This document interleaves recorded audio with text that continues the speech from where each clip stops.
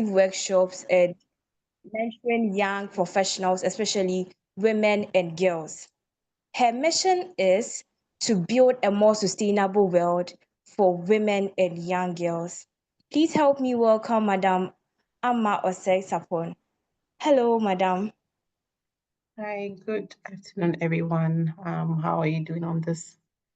Is it rainy Saturday wherever you are? Well, here it's raining, so I hope everyone is doing well. I'm hoping that we Yes, can please. use the next maybe 45 minutes to discuss the topic of, walking through the journey from classroom to the boardroom. So I'm excited and I look forward to the conversation.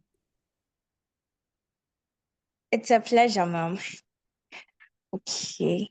So, first of all, we would want you to tell us your path from the university to leading exploration at any Ghana. How has the Okay. journey been? Right. So, well, before I do that, I just want us to take a walk through how are we going to do this? Is it Q&A or you are the one who is going to be asking the questions or would have an opportunity for the audience to also ask? How is it going Okay, to be so like? all right. So it's going to be a Q&A. I'll ask you the questions and then Okay. you answer us. And later, if the audience they have questions to ask, then we'll open the forum for them to ask or leave it in the comment section. Okay. All right. Great. I would prefer if they put up their hands at any point in the conversation if they want to ask questions. Please feel free to do so that it's interactive and it's not just a one-on-one conversation. So thank you everyone for your attendance. A bit of my journey from classroom to boardroom, if we should say it like that, since that's the theme for today. Um, I would say it's been for sure looking back, sitting in the classroom in a geology class and thinking of one of the thinking of my career journey. I don't think I was thinking that this is where I would be today. So it's not been a linear journey. It's been more of zigzag, with a side of prayer, pressure, and purpose, obviously. But to be working with one of the biggest energy companies in, if I say so, Africa and the world, it's been a privilege. I studied earth science, not knowing that one day I'll be sitting in meetings discussing things about basin modeling and advising on the exploration assets that we have in Ghana. But I would say that it is because of curiosity and my willingness to learn and keep showing up. That is what has brought me into this journey. So a bit of a background, I studied earth science, as I mentioned, University of Ghana a couple of years ago. Then I moved to do my national service with GMPC and then applied to be an explorationist with ENI. I'll say the journey has been one of always learning because it's from looking at the things that I learned in the classroom to applying them in the corporate space, it wasn't so straightforward. I'll say that some of the things that we even learn in school, 90% of it, you don't even see it in the boardroom because it's really an application of new knowledge, new technologies, and learning on the job. That's what I would say my journey has been. Yeah. So in summary, that was it. Oh, like to know, was there someone helping you out as in a mentor shaping your journey? Mm. Um, yes and no. So yes, more importantly, because there were people in senior positions that I learned from and I aspired to be. And then there were models of women that I had watched, especially in Nigeria. You know, Nigeria's oil and gas industry is very advanced. So even though I didn't have direct contact to those people, for example, on LinkedIn, as conferences, you see what these women are doing, and then you just think to yourself that, oh, if this person can do it, then I'm sure I can also do it. So I learned a lot from a distance, from watching people, reading about people. Yes, I also learned from peer mentorship. So my colleagues in the office, my colleagues in the industry, asking questions. Even up till now, I'm sure Fifi's on the call. There are times when I would ask Fifi about something on petroleum regulation, something that, I don't have too much knowledge about. I interface a lot with Ali in the Petroleum Commission, so he's one of those colleagues that you you need to learn from your peers. You don't only learn from those who are higher than you, you also learn from those I mentor. So for instance, a lot of the people in the university, I talk to them, just finding out what is the latest thing that is going on in the industry, what has the universities added to their curriculum that could be impactful. So mentorship is something that I would say, if especially for everyone here, it's necessary. It's extremely important that you are learning from all sides, virtually, in presence, your colleagues, your peers, your seniors, and both your juniors as well. So yeah. Oh, that is interesting. So please, my colleagues here, it's high time we start asking questions. Try to know what is going on in the industry. All right. So, Madam Alpha, Sorry, please. I missed what could you repeat that? The line disconnected a little bit. Okay, please hope you can hear me now. Yes, now it's clear. Okay, so I was urging my colleagues to also ask questions. Try to build their connections by through this mentorship programs and finding out more. All right, so please, can you tell us 3 top soft skills that made the biggest difference in your career and why?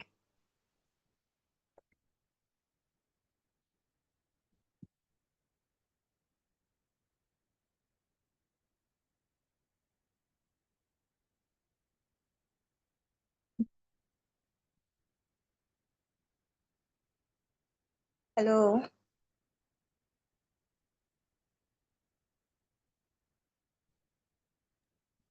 Okay. hello, Sorry, I don't know what happened, but I lost connection. I can hear you now. We can carry on.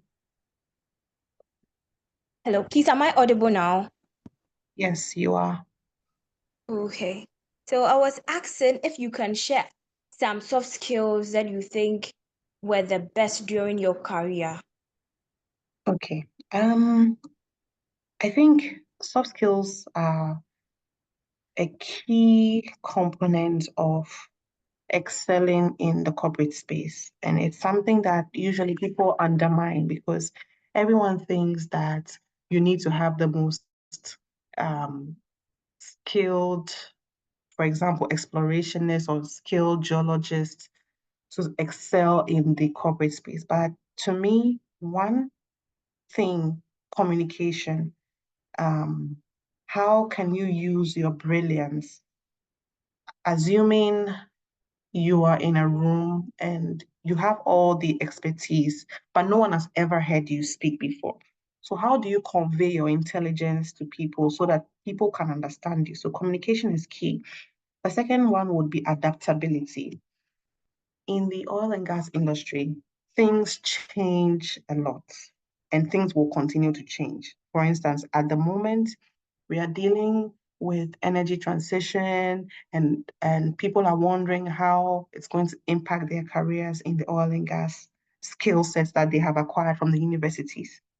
But if you're not adaptable, it would be very difficult for you to excel. So be the person who can bend without breaking. And the third skill will be emotional intelligence. when I say emotional intelligence, you just need to have a sense of what people are thinking about. So, assuming you're in a meeting and there's a drilling crisis going on, you need to know when to speak and when to also sip your water quietly and just say nothing. So, emotional intelligence is another skill that is important, and I would ensure and treat that every person knows at least how to read a room in the corporate space.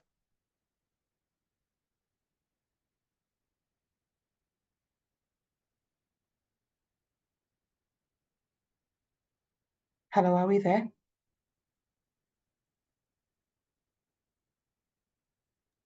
Hello? Hello. Hi. Yes,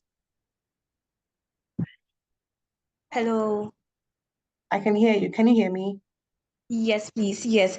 So, as you said, the first one is adaptability, emotional intelligence, and I didn't catch the last one, Communication.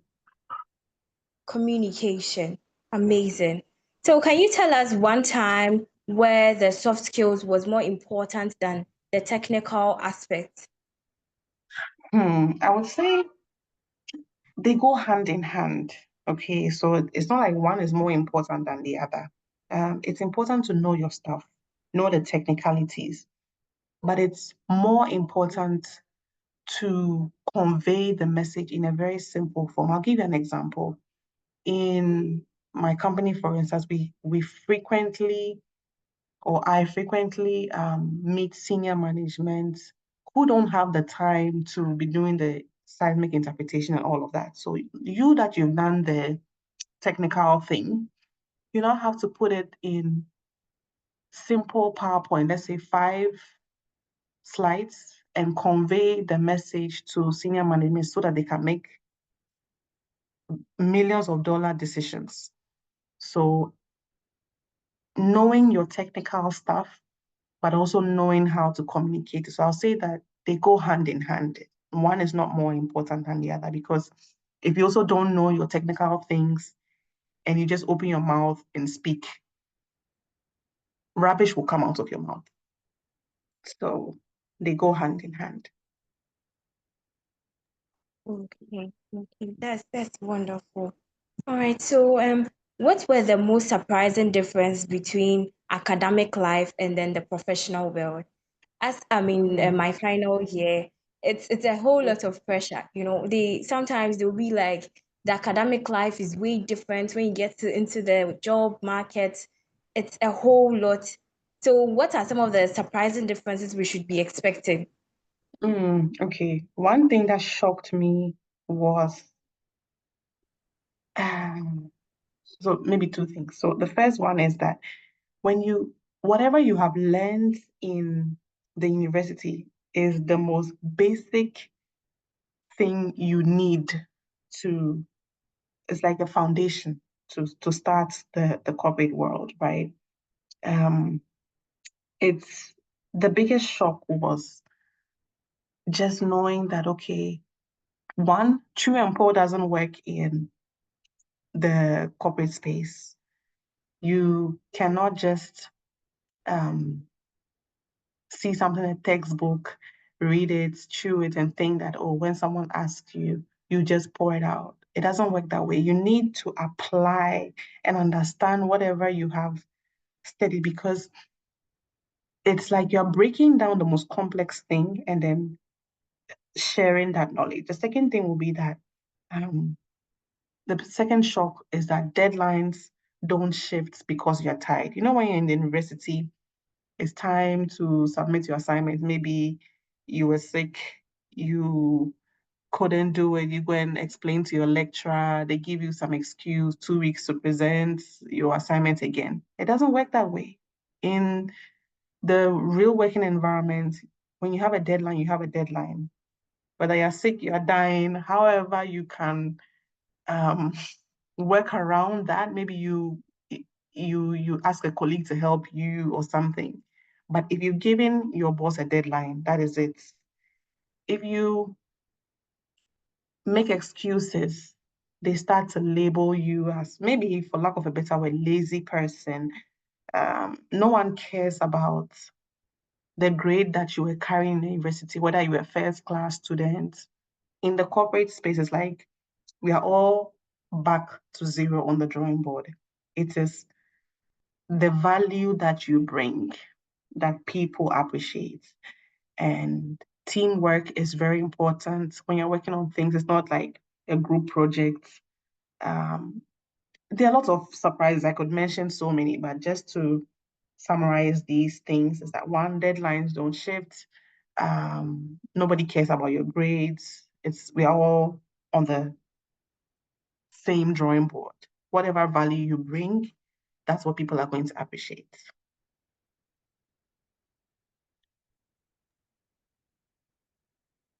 Okay. So let's go back to the adaptability.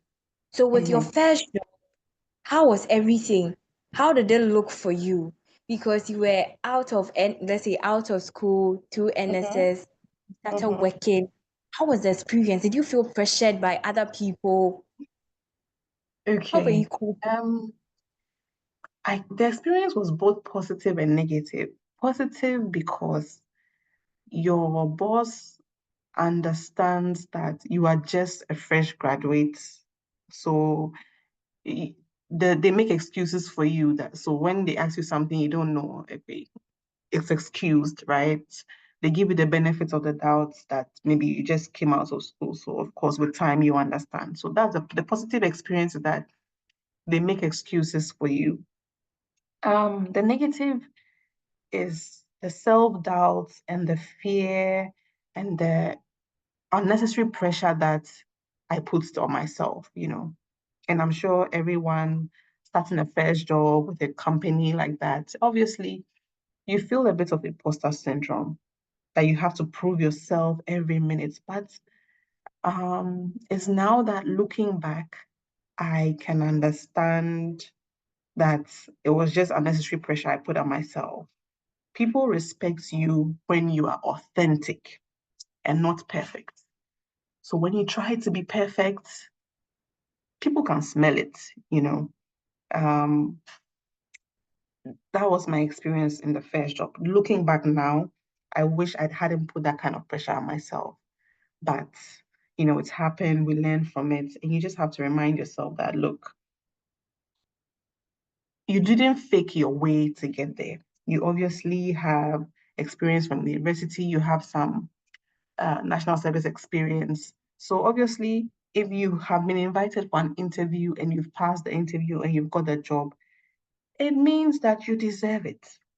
So give yourself credit, give yourself a pat on the back, and you know, accept the wins that you've overcome to get where you are. Threatening to expose all the secrets of the madam. She doesn't get a job. Narrator. When the girl got out and she heard what happened. Wow. Please kindly mute yourself.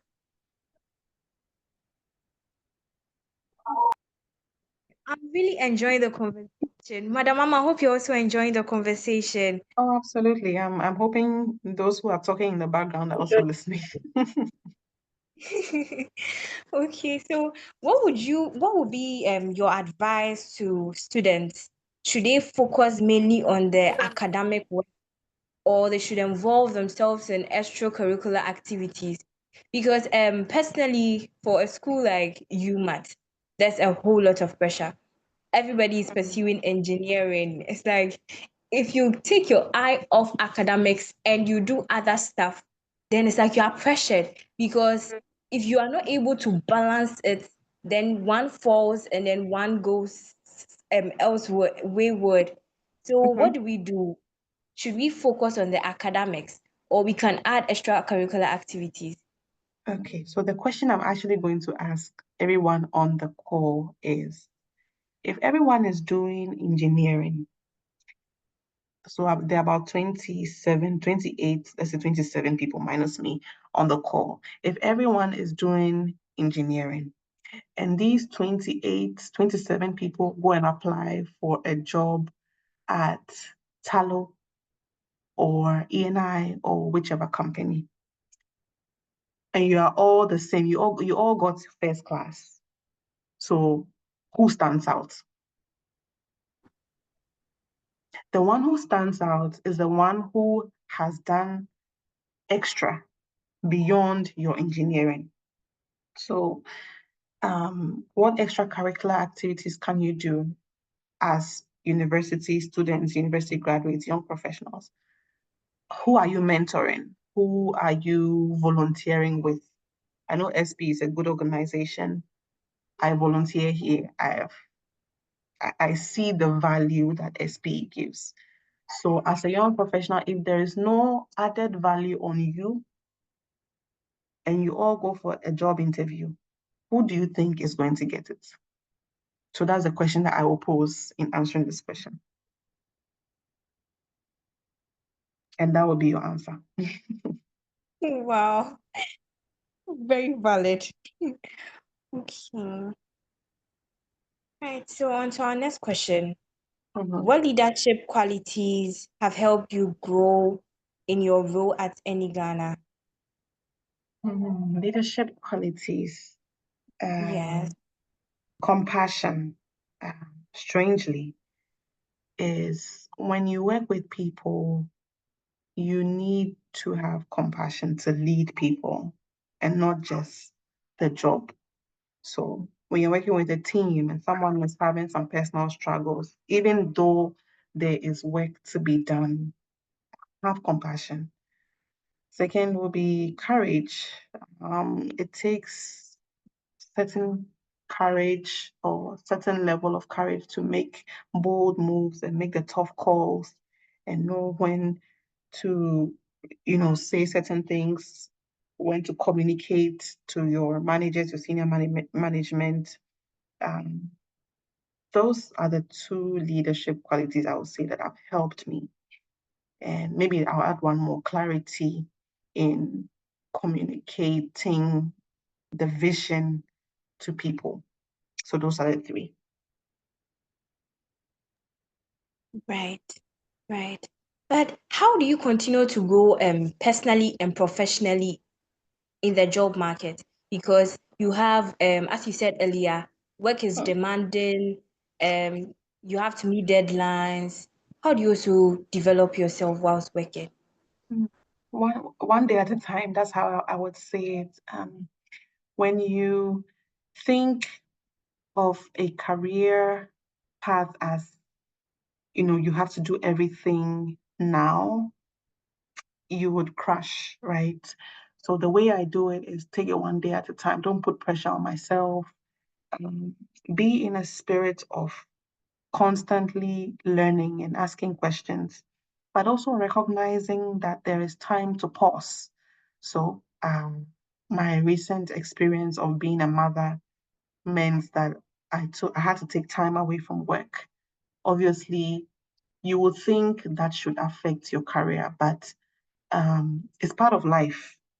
And so when you embrace all of those things and take it one day at a time and not put pressure on yourself, you realize that you would have a career growth that is well thought through because you know when to take breaks, you know when to go full force or come back with full force when you have to.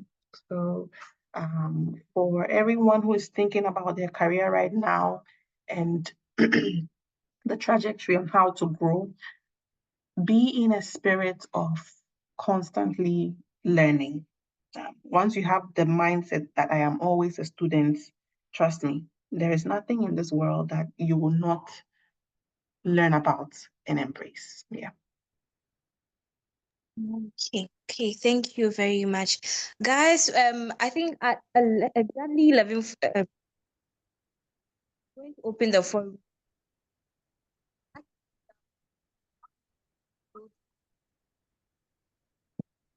Mama, one last thing.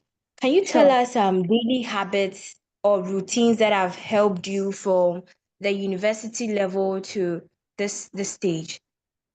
Daily habits. Hmm. I wish it was so perfect, but let me say every day is different. But at least I try my best to pray. I don't pray every day. I wish I prayed every day. And I'm just being honest with you guys. It's something that I obviously have to work on. So if we all can get the perfect relationship with God or our maker, that would be the perfect daily habits to thrive. Also, making time to eat well, sleep well, drink water, get regular checkups. Now there are a lot of young people in the hospitals, kidney issues. If we can all do better, those are the little daily habits that would help us thrive. Yeah. Amazing, amazing. So, guys, please make sure you drink water on a daily basis.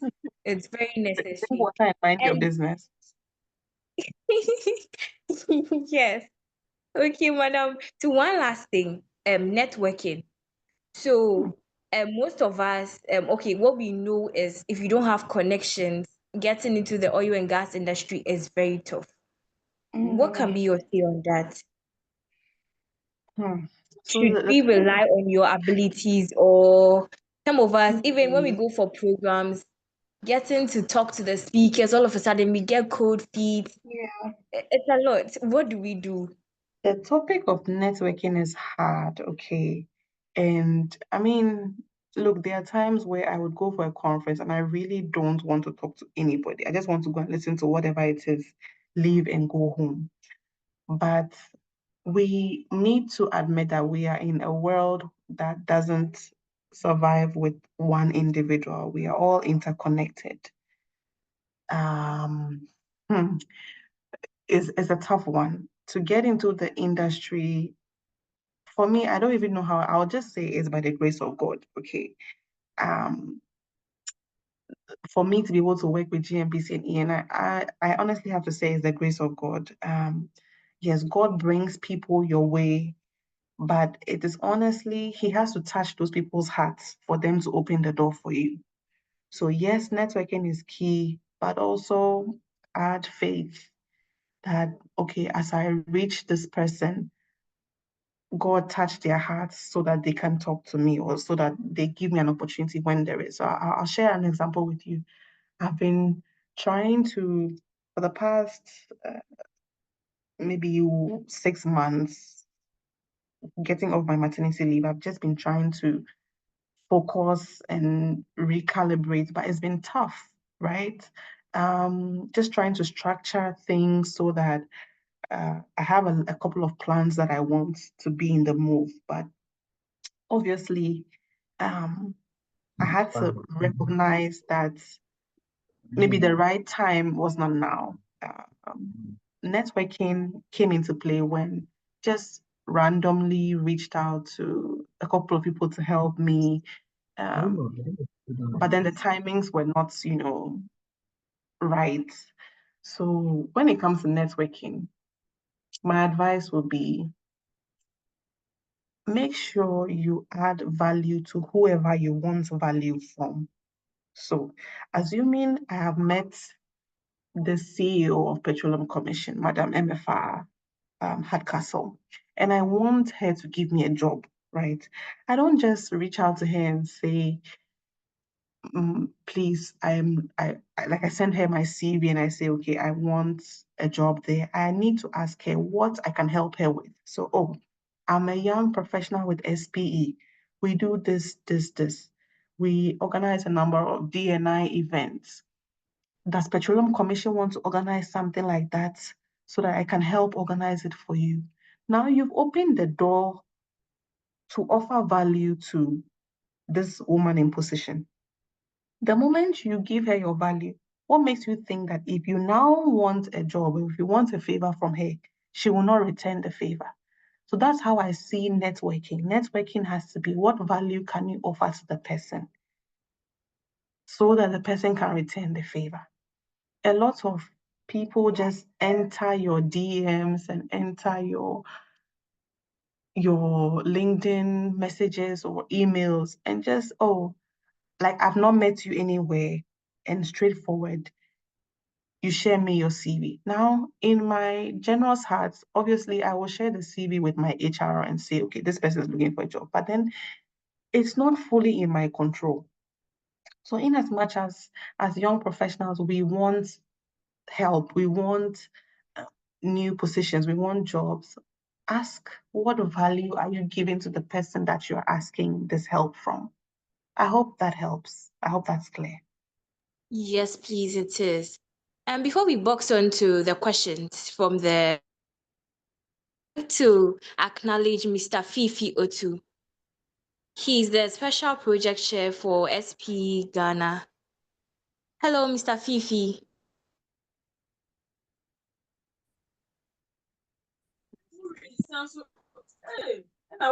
Hello, I'm here. I can hear you. Okay, please, you're warmly welcome. Thank you. All right. Okay, then we are going to dive into the questions. Please, audience, you can raise your hand so that we call you if you have a question.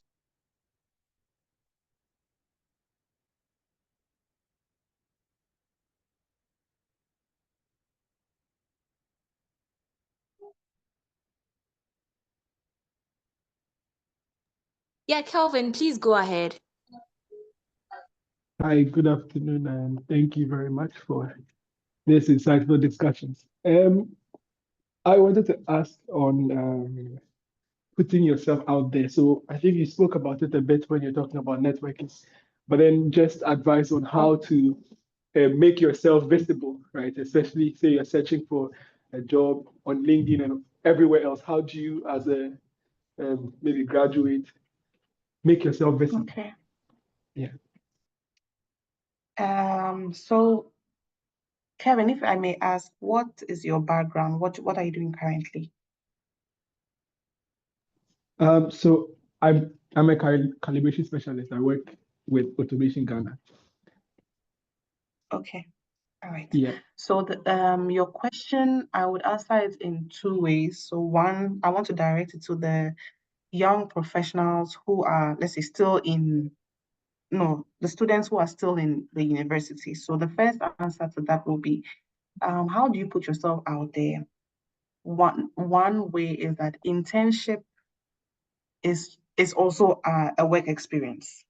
That's just what I want to say. A lot of people think that internship is just something they did during the holidays. So as a student, when you're crafting your CV, know that your internship is also work experience. And that's one way to stand out. So whatever story you are telling by using LinkedIn as a professional storyboard, make sure that your internship experiences, your voluntary experiences are also put under or they're also categorized as work experience so that you're not thinking that, oh, I'm a student, but I have no experience. Meanwhile, you've done so many things with your voluntary works or all of that. So that's one way to go about it. Tell your story freely. If you've done, for instance, this workshop or whatever mentorship session that we have right now, it's an opportunity to take a screenshot, create a short story, and tell your audience on LinkedIn or social media that, oh, I attended so and so, and this was some of the lessons that I learned or the outcomes from the discussion.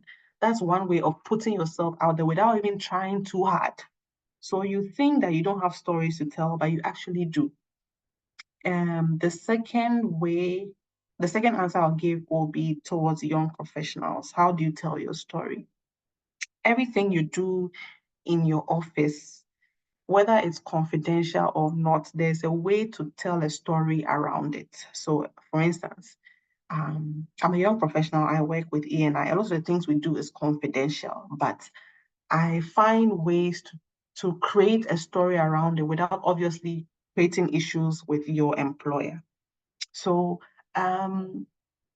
now it's become easy. ChatGPT helps you create a simple paragraph on something you've done. And that is just the confidence you need. Like we all need that push to start telling our stories individually. you never know where it will lead you, because someone chance on your LinkedIn and see that, oh, you've done something with SP. That's interesting. I'm looking to partner with you. I'm looking for someone who has done this experience, and that could be an opportunity. So to answer your question, in short, always tell your story.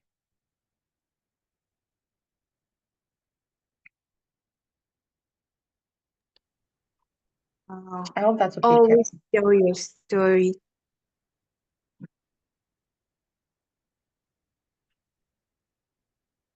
Hello, Kelvin. Yes, Yeah, I think he sent a thumbs up. Yeah, so that's yes, fine. yes. Oh, okay. All right. So please, any other questions?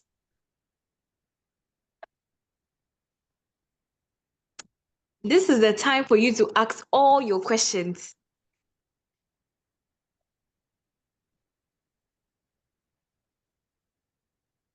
On the other hand, if there are no questions, I think even better for me. I can run away early.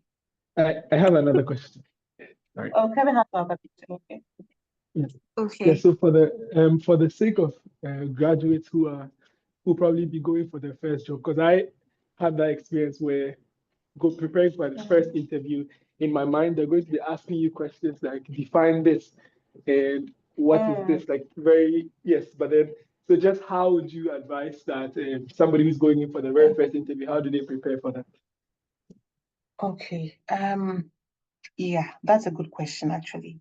For first interviews, a couple of years ago, I would have answered you differently by saying that, yes, learn what is exploration, what is oil and gas, thinking that those are the questions that will come, right? Wrong. Actually, now, usually first round interviews are most of the time a discussion. The recruiter wants to know about you. But I'll tell you something I did. I applied for a job with a company, and in order to want to know what to expect for the first round interview, I reached out to other employees with the same company. Now, it's a simple cold email or cold message on LinkedIn. Hey, I'm applying for the role of ABC. I just want to speak to you to get an idea. It's so easy now. All you have to do is reach out and ask people within the same organization, oh, what's this role about? Then you kind of ask your question, what can I expect? I'll go as far as asking what are some of the interview questions. Now, you never know where your luck will fall. You may talk to someone who is maybe in the same department as you, and the person may give you a po. Or the other way to go about it is after you make your application, you reach out to the recruiter. Say, I'm applying for the role of ABC. I would like to get a chat, have a chat with you. It's simple. You see, human beings, we think that interviews are supposed to be chin-chinny, for lack of a better word, but it's a fellow human being you're having with. The worst they'll say is, oh, no, I can't have a chat with you because I'm the one who is going to interview you. Then that's for that one you can understand. But reach out to other people in the company. And now it's so easy with LinkedIn. If you type ENI, you see all the workers or all the employees under ENI. And you can just reach out to somebody and say, I'm applying for this role. I want to have an idea of what to expect. So I can't give a straightforward answer as to, to how to go about. Sometimes it depends on the organization, but the best you as a young graduate can do is have the spirit and the confidence to reach out to somebody and voice out whatever it is. And you never know.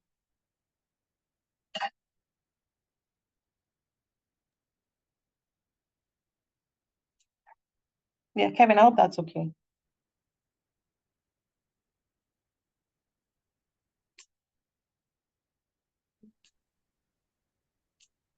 Okay. Thank you very much, Madam Amma. Please, any other questions? Final years. Please, any other questions?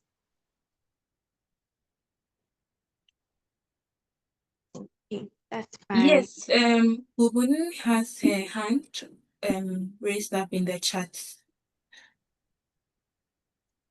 Okay. Bubuna, please, you can go on. Okay. Hello.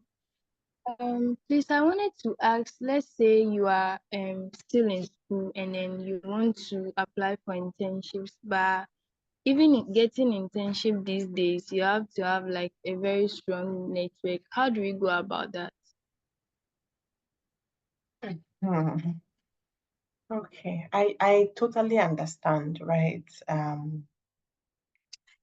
There were a couple of people who reached out to me wanting internship with my company. And I had to tell them that, okay, look, I found out what the HR was doing. They said, okay, they're accepting maybe one or two. But the limitation with the person who wanted the internship was that I think she only wanted to do it for a month, but the company had a policy that they do internship for their long vacation. So I think 3 months or so, I don't know how many months it is. I honestly don't have an answer for you in terms of, okay, you want to do internship, but I wish I had an answer. I really don't. But all I can say is you just need to keep trying. If company A says they don't take, what else can you do? Nothing. You have to move to the next one. So it's about trying as many times without giving up. I know it's not the easiest thing, especially now with the internship and job situation. I really, like I'm saying, I wish I had answers, but I don't, and I'm sorry that I don't.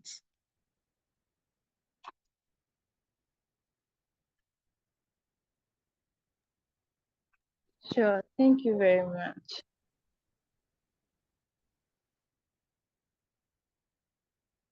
You're welcome. There's a question in the comments. Please, I'd like, Yes. I can't see that. Can you read it for me, please? Sure. Please, I would like to ask about what to do if you reach out to someone and you don't seem to get any feedback.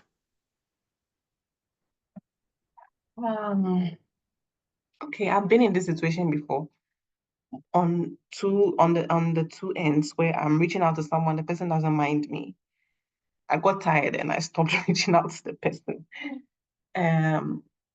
There are some that I would keep asking. So for instance, maybe every month I say Happy New Month and send a message hoping to hear from them back.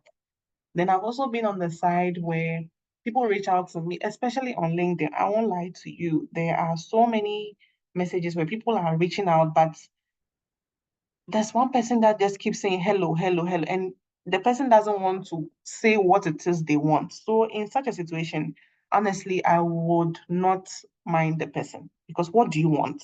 Go straight to the point, ask for it. Do you get what I mean? So if you're asking, you're reaching out to someone, first of all, how are you reaching out? Are you just asking? I'll tell you, there's a way people do it that is annoying. So, hello, madam, please, I'm looking for a job. Here is my CV. Not even how are you, just straightforward, bang, bang, bang, bang, you know. Like I said earlier, where is the value you're offering? And I know that, yes, some people can be some way, but you just need to know how to go about it so that you can get the person's attention. I'll share one way, right? There was a certain lady in Nigeria, big woman, and it was during the time of COVID. I wanted her to mentor me. Eventually she didn't mentor me, but I heard back from her. So the way I did it was I said, I would like to have virtual coffee with you to discuss ABCD. It took maybe 3 months before I heard back from her again after constantly trying. So it shouldn't be hello, madam, or hello, say, I want a job. This is my CV. Like, find sweet ways around it so that, because if this woman is getting 100 messages every month, what will make your message stand out?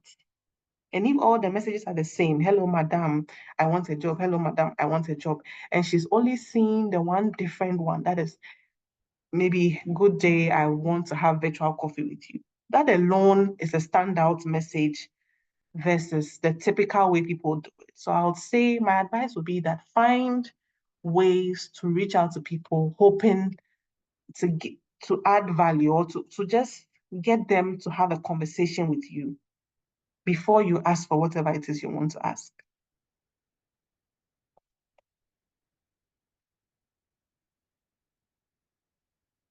Hi, Kevin, you can go ahead. Yes, my final question, sorry. So on managing sort of expectations in like financial expectations, so you're beginning your career, right? You've heard that this industry is a money industry, but then because you're beginning, you're not seeing top, right? But then, So so can you ask the either question again? you're I missed the early part. okay. So I'm saying that I'm talking of managing your expectations financially.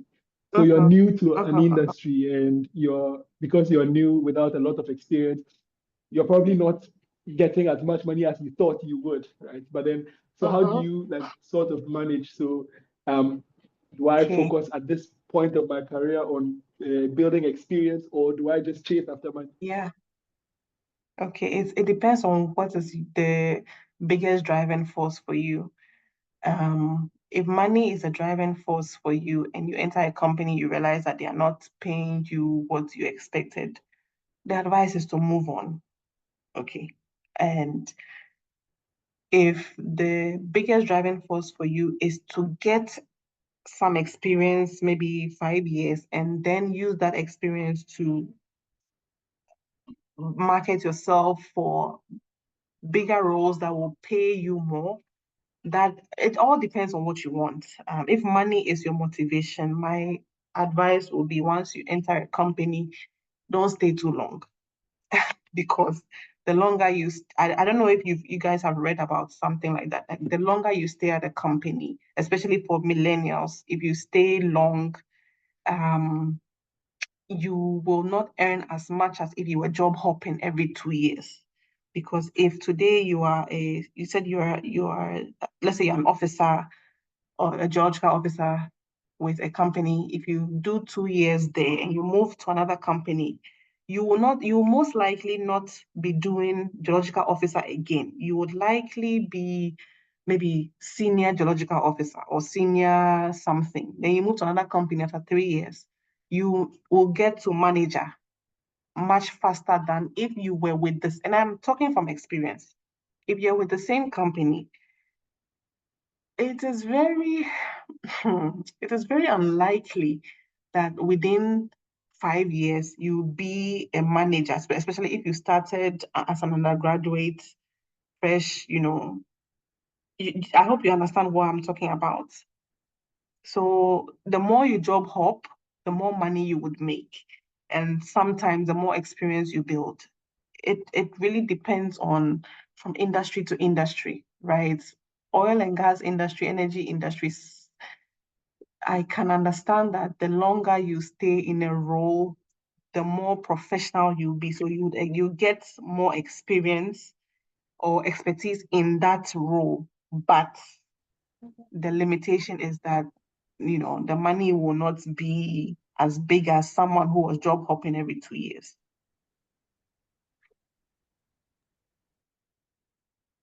So it depends on your motivation. If it's money you want, yeah, just start looking for the next job. And you said, should money be the biggest driving force in your? It doesn't matter.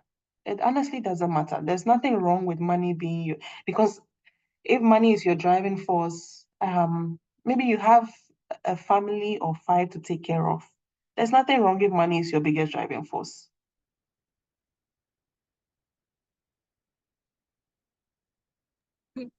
Yes, Helen Tete. Good afternoon once again.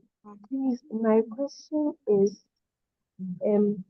what do you do when you feel like you're stuck, like you're not going fast enough? Let's say you enter the industry at the same time as some of your colleagues, but then after a few years, you notice that they have like improved a lot, they've been promoted a lot, and you are still like not really growing. What do you do in scenarios like that? You need to, okay, so for something like that, you need to do some self introspection. So what is it that those people are doing that is making them move on quicker in their careers? Meanwhile, you all came at the same level. And as harsh as it may sound, sometimes the individual needs to do the work.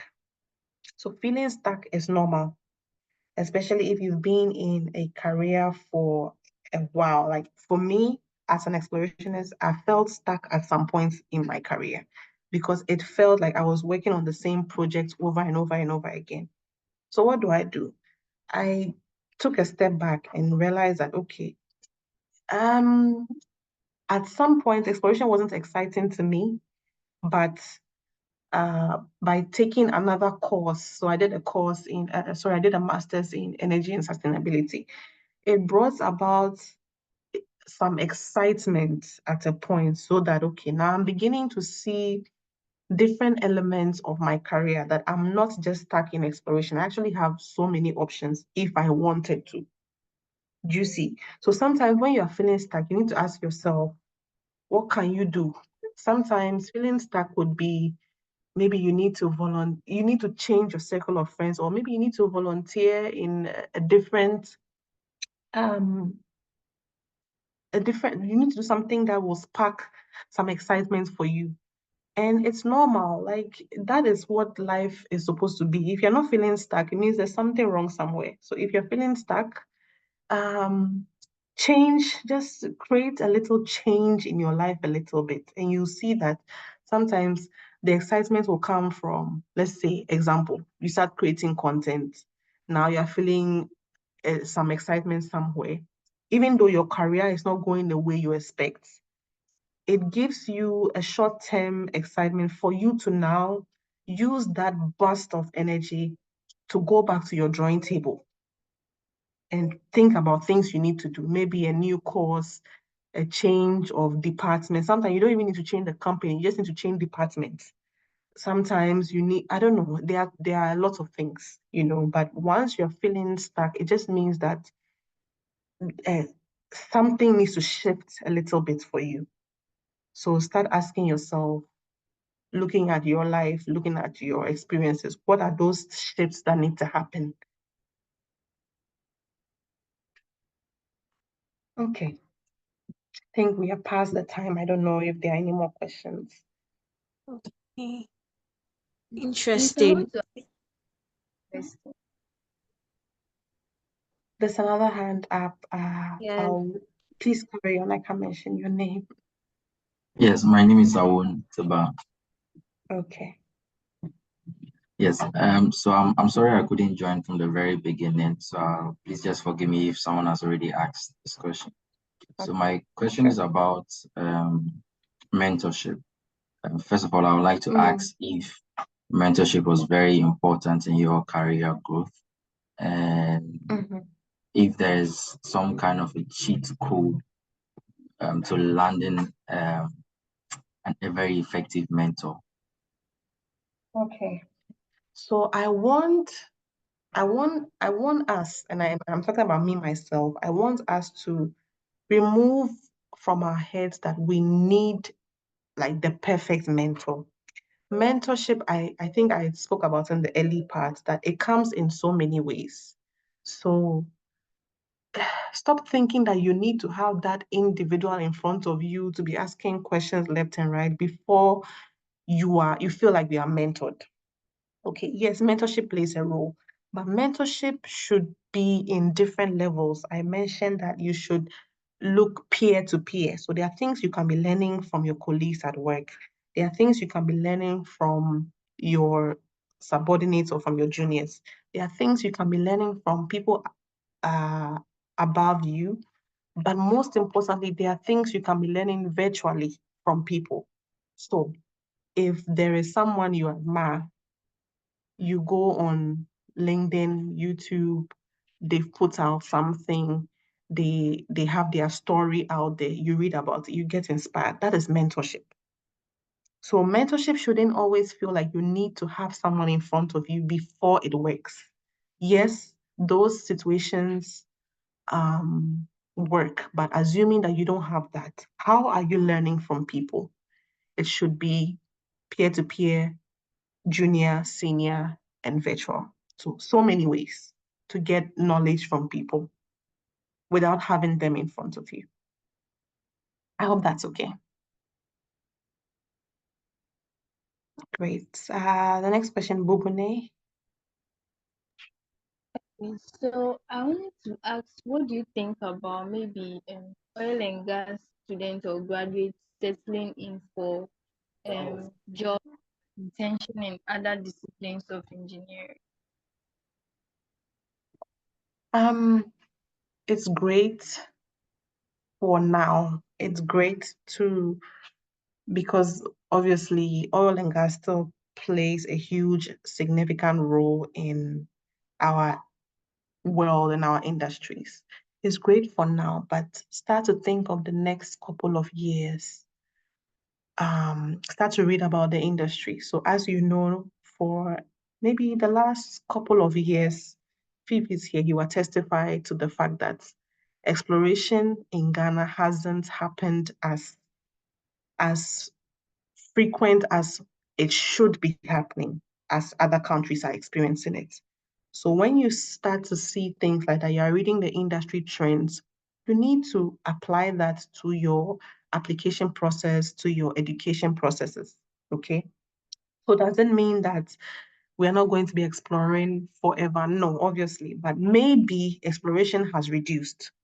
So if exploration has reduced, it means that the demand for your skill sets as geologists is also going to reduce. So what do you do as a professional, as a student who has spent 4 years in the university? You have to add on to your skill, or at least study things that will keep you in an open job market so that you are not limited when the market falls. So example, HSC. HSC is crucial in every aspect of life, whether it's oil and gas, whether it's any industry, you know that there's human and environmental issues that need to be solved, right?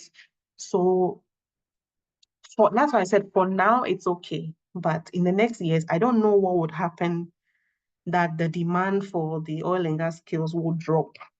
So as you are in school today, as you are gaining your experiences, make sure that you are thinking about the future of your careers. I hope that helps.